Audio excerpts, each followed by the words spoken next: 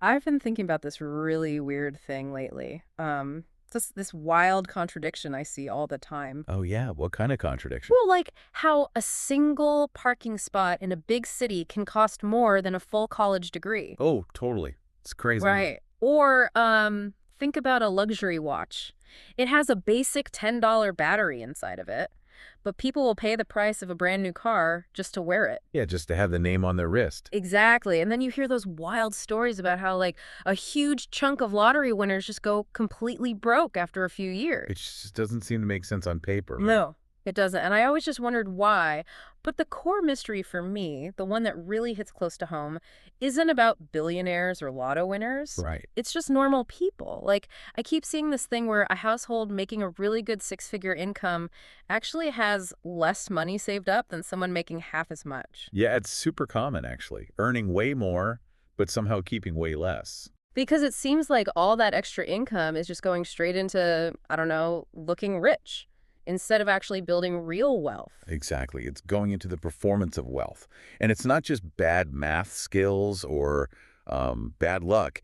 It's driven by these super deep human habits, these status habits that can just destroy your budget. Yeah, and that's the whole goal of our chat today. We're looking at this thing I've heard called the status trap. It's a great name for it because it really is a trap. Right. And look, the goal here is not to make you feel guilty, you know? Like, we all buy nice coffee. We all want to take a fun trip. Oh, for sure. Treating yourself isn't the enemy. No, not at all. But I really want to unpack the hidden reasons why our brains are so wired to spend money we don't even have. Well, it starts with a feeling, really. Mm, Let me ask you this. okay. Have you ever felt that quiet, sinking feeling in your gut right after booking a trip? Like you knew you couldn't really afford it, but your social feed was just packed with tropical photos and you just went for it anyway. Oh, man, yes. Absolutely. You hit book now, and then instantly you're like, wait, how am I going to pay for this? Right.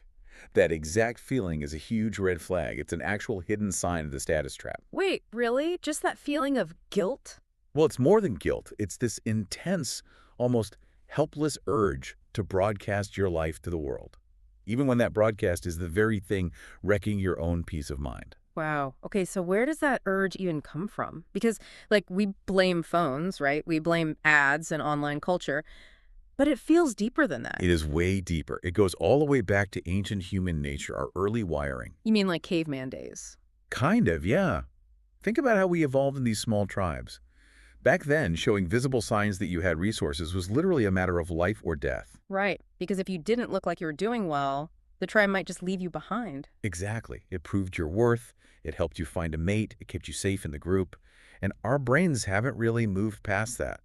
We still feel like if we don't look successful, we're in real danger. So, when somebody buys a massive house upgrade or a flashy car, they aren't just buying a thing. No, they are buying a signal. They are sending a message to the tribe. That is wild. It's like our brains are running this ancient software in a modern world. That's a perfect way to put it. We're playing this game where our actual real score is totally hidden, so everyone is just judging us by how fancy our uniform looks. Exactly.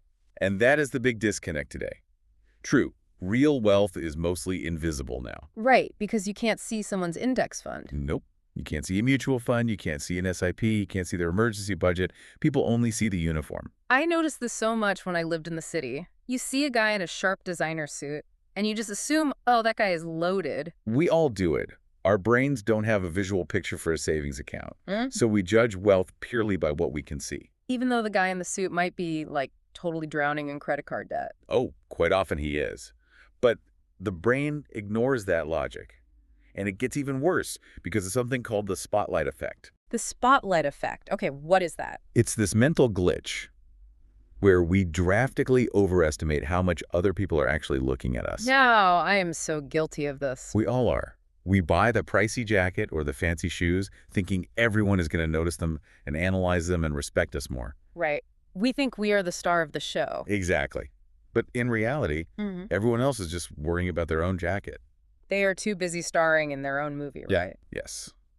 They aren't the supporting cast in yours. That makes so much sense. And it shows up in such small, silly ways, too. Like buying the $6 fancy coffee instead of just making it at home. Yes, the cup itself is the signal. Exactly. You don't even like the coffee that much better, but you want to carry that specific cup into the office so people see it. Or folks spending thousands remodeling a kitchen they never ever cook in, just because it's the first thing friends see when they come over. Wow. Okay, but wait. If it's just our ancient wiring, why does it seem to get so much worse depending on where you live?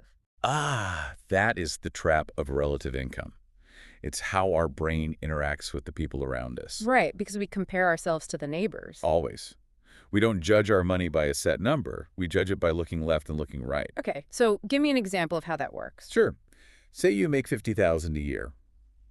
If all your close friends make $40,000, you feel really good. You feel rich. Did you feel like you were winning the game? Right. But take that exact same salary and move to a street where everyone earns $100,000. Oh, man. Suddenly you feel totally broke. Exactly.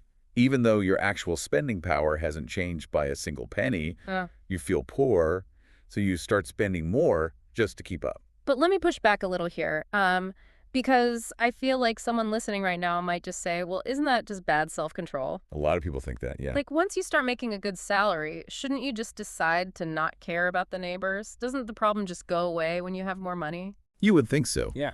But honestly, relying on pure willpower against millions of years of human nature, it's a losing battle for almost everyone. Because the triggers are just everywhere. Exactly. And the crazy thing is, having a higher income actually makes the trap worse. Wait, how does making more money make it worse? It's called lifestyle inflation.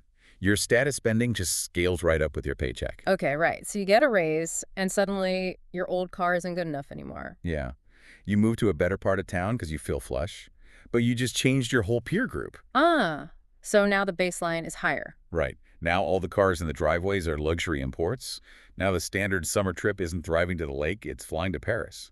So your income went up, but the social pressure went up even faster. And your money just drains away trying to match that new baseline. You know, I heard this wild thing once about how visible luxury spending is actually higher in lower income areas. Yes.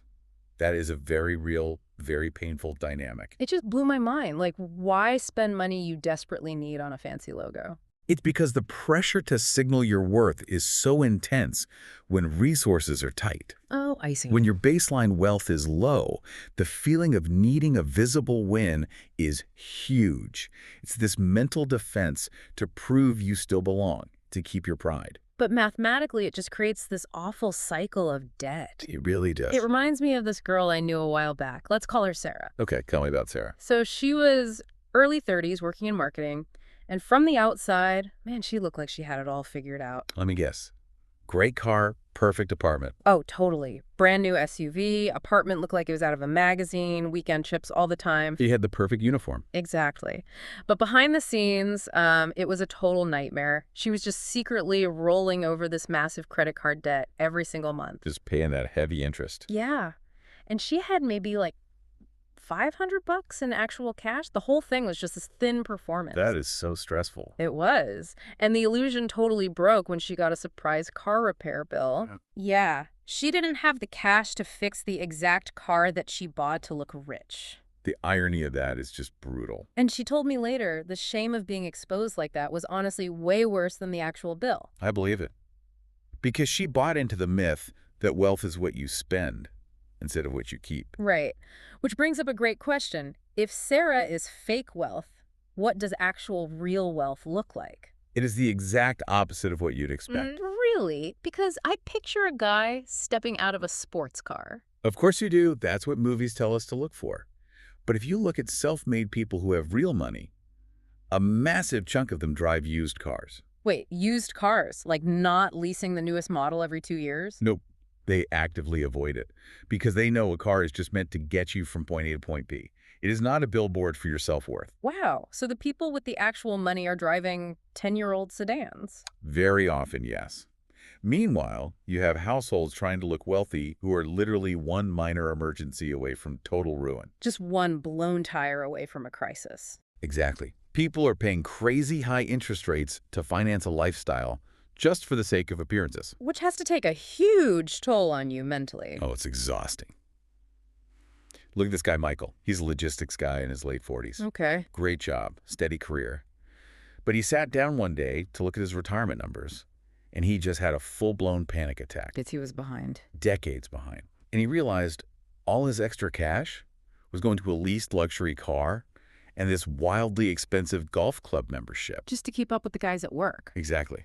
He was completely trapped in the performance. So what did he do? He just ripped off the Band-Aid, he quit the club, gave back the leased car, and bought a solid 5-year-old used car. Wow, that takes guts. What happened? He took all that monthly cash and threw it into his real future, his investments. And you know what the best part was? What? He said he didn't even miss the golf course. He said the physical relief of not having to pretend anymore was the best feeling in the world. The relief of just dropping the act. Exactly. He stopped playing a game he couldn't win. That is so powerful. But, I have to ask this, because I feel like we are making it sound like buying nice things is a sin. Not at all. Okay, good. Because I like nice things. Does this mean we should just drive beat-up cars forever and never go on vacation? No, that's a huge myth. Buying things you genuinely love is a great use of money. The issue is never the price tag. It's the intention behind it. Intention. Okay, how do you mean? It's the difference between doing it for yourself versus doing it for the crowd. Let's say you buy a really high-end coffee machine. Okay, I love coffee, so I'm with you. Right. If you buy it because you are a total coffee nerd and you love the quiet morning routine of making your own cup and it fits your budget, that is healthy intention. That makes sense. But if you buy that exact same fancy machine just to leave it on the counter so your friends see it when they come over, that is a comparison trap. Oh, I see. You bought it for the audience, not for you. Exactly. The trap snaps shut when your spending is driven by what other people think, instead of your own actual joy. That is such a clear way to look at it. Intention versus comparison. Right. So if we know our brains are working against us and we know our neighbors are triggering us, how do we actually fix it? How do we rewire the system? The best defense plan is actually really simple. And it starts with just pure awareness. Just paying attention. Exactly. Before you try to cut your budget, just track your extra spending for a month. Write down what you bought, but also write down how you felt right before you bought it. Oh, so you force your brain to slow down and see the pattern. Yes. You start noticing the exact moments when you feel weak or pressured to show off. I love that. And I heard about this great little test you can do, too. Oh, the invisible test. Yes.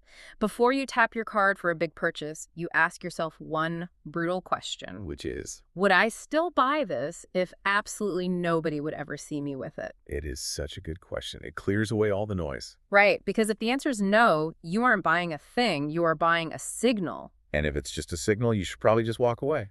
Okay, so awareness is step one.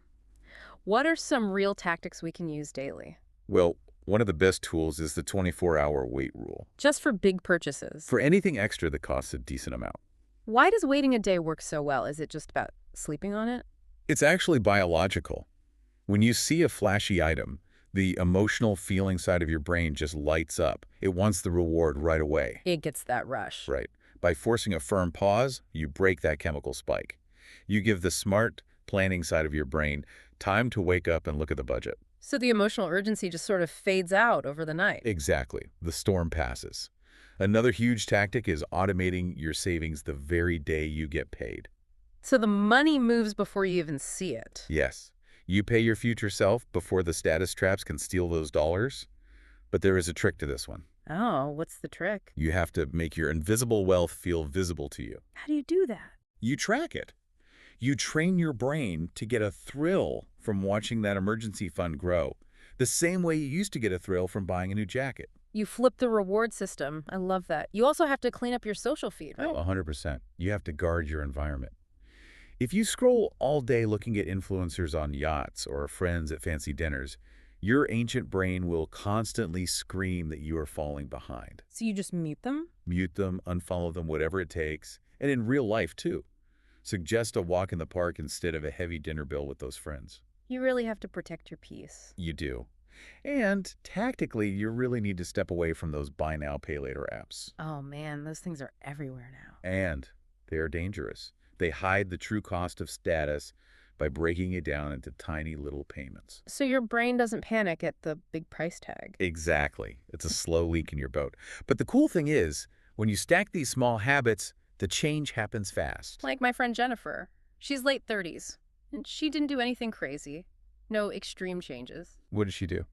She just used the 24-hour wait rule, and she put her savings on autopilot for like 6 months. Just a little friction against the bad habits? Exactly. And in half a year, she built up her first real emergency fund ever. That is amazing. But the best part was how she felt. She told me she didn't feel restricted at all because her money was finally going toward what she actually cared about instead of just reacting to the noise around her. Because she was making choices on purpose, not just acting out of pressure. Exactly. So what does this mean for you listening right now? If we had to boil this whole chat down to one major shift, it's this.